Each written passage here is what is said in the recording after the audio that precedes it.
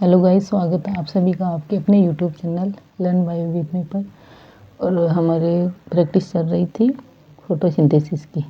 Photosynthesis की होगी 195 question हो गए थे और आज है 196, क्वेश्चन नंबर 196। देखो, प्रकाश संश्लेषण की दर निम्न पर निर्भर करती है, नहीं करती। फोटोसिंथेसिस की रेट इसमें इनमें से किस पे निर्भर नहीं करती? प्रकाश के समय पर, प्रकाश की तीव्रता पर, प्रकाश के गुण पर या तापक्रम पर। क्या होगा राइट ऑप्शन? इसका राइट ऑप्शन है प्रकाश के समय पर निर्भर नहीं करती। फर्स्ट ऑप्शन राइट है इसका। क्वेश्चन नंबर 197, प्रकाश संश्लेषण के लिए कौन सा ताप है? फोटोसिंथेसिस कौन से टेम्परेचर पर होती है? उपयुक्त तापक्रम कौन सा फोटोसिंथेसिस के लिए? 10 से 15 डिग्री, 20 से 25 डिग्री, 20 से 35 डिग्री या 35 से 40 डिग्री। कौन सा उपयुक्त तापक्रम है फोटोसिंथेसिस के लिए? तो कौन सा होगा? ऑप्शन नंबर सी, थर्ड, 20 से 35 डिग्री सेल्सियस। नेक्स्ट क्वेश्चन है, निम्नलिखित में से किसका उच्च CO2 संतुलन बिंदु होता है? निम्नलिखित में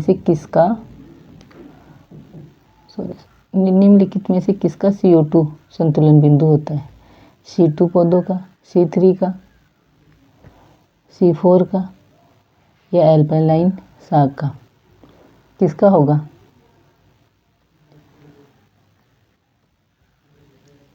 बताओ राइट ऑप्शन। CO2 संतुलन बिंदु किसका होगा? संतुलन बिंदु क्या होता है?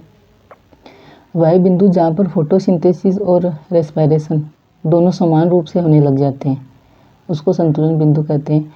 और इसमें जब संतुलन बिंदु होता है तो वहाँ पे एनवायरनमेंट और पौधे के बीच में गैसीय विनिमय नहीं होता है ना। तो इसमें जो नेट प्राइमरी प्रोडक्टिविटी होती है, जो शुद्ध प्रकाश संश्लेषण उत्पादन होता है, वो शून्य होता है। तो ये कौन से प्लांट के लिए होता है? बताओ राइट ऑप्शन। इसके लिए होगा C3 के लिए। नेक्स्ट क्वेश्चन है, सोलराइजेशन वह प्रक्रिया है जिसमें प्रकाशिक ऊर्जा की सहायता से शर्करा निर्माण होता है, क्लोरोफिल का निर्माण होता है, क्लोरोफिल फोटो ऑक्सीडेशन के कारण नष्ट होने लगता है, यह प्रकाशीय ऊर्जा की गतिशीलता सम्मिलित है। राइट ऑप्शन बताओ कौन सा होगा? राइट ऑप्शन है इसका क्लोरोफिल फोटो ऑक्सीडेशन के कारण नष्ट होने लगता है।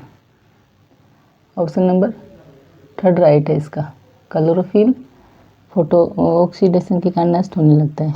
नेक्स्ट क्वेश्चन देखो, कार्बन स्वांगीकरण में कोशिकाओं में प्रकाश संश्लेषी उत्पादों के संचय होने से क्या होता है? प्रकाश संश्लेषण की दर बढ़ जाती है, प्रकाश संश्लेषण की दर घट जाती है, कोई प्रभाव नहीं पड़ता, या प्रकाश संश्लेषण की दर बढ़ भी सकती है और घट भी सकती है। क्या होगा राइट ऑप्शन?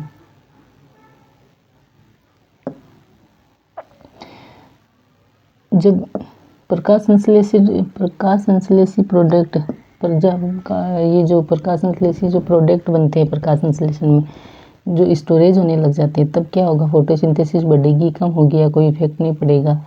क्या होगा? तो इसका होगा फोटोसिंथेसिस की रेट घट जाएगी। जब इकट्ठे होने लग जाएंगे ना पदार्थ, तो फोटोसिंथेसिस की जो रेट है वो घट जाएगी।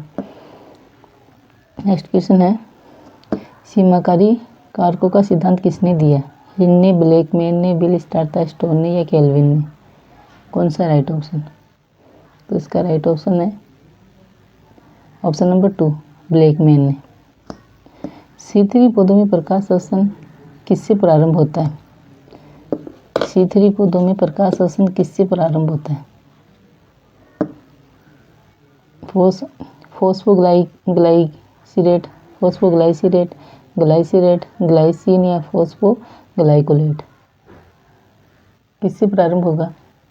इसका राइट ऑप्शन है ऑप्शन नंबर 4, फॉस्फोग्लाइकोलेट। यूटिलिटेड पौधे किसके अभाव के कारण बनते हैं? यूटिलिटेड पौधे किसके अभाव के कारण बनते हैं? जो पत्तियाँ उनकी पौधों की पत्तियाँ जो पीली हो जाती है वो किसके प्रभाव के कारण होती है? प्रकाश के, मरकरी के, आयरन के, या फिर मैग्नीज के, मैग्नीशियम के। किसके प्रभाव के कारण यूटिलेटेड हो जाते हैं पौधे? तो राइट ऑप्शन है ऑप्शन नंबर फर्स्ट, प्रकाश के। नेक्स्ट क्वेश्चन देखो, दिन के समय प्रकाश घंटों के दौरान प्रकाश संश्लेषण की दर श्वसन की अपेक्षा उच्च होती है और ऑक्सीजन उत्पादन की दर का अनुपात ग्रहण करने के लिए अनुपात है। क्या पूछा है इसमें?